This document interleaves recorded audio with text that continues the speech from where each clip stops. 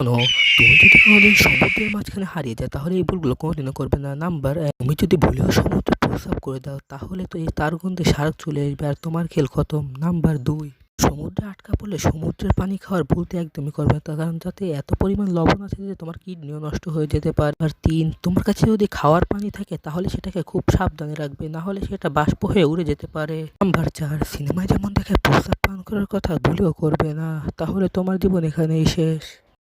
Number ৫, যদি বৃষ্টি না হয় তাহলে বাধ্য হয়ে মাছ বা কচ্ছপ খাওয়ার চেষ্টা করবে এবং বেঁচে থাকবে। নাম্বার ৬, পানিতে যদি কোনো কৌটা পাশে দেখো তাহলে তাকে তুচ্ছ মনে করো না, তাকে রেখে দাও, পরবর্তীতে বৃষ্টি নামলে পানি রাখতে পারবে।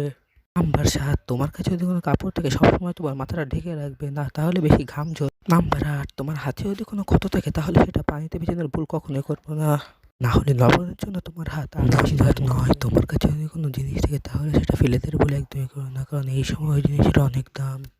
নাম্বার ১০, তোমার কাছে যদি কোনো চকচকে জিনিস থাকে তাহলে সেটা রেখে দাও, যখন কোনো হেলিকপ্টার বা জাহাজ আসবে সেটা দিয়ে আলো দেবে। এখন লাইক সাবস্ক্রাইব করো।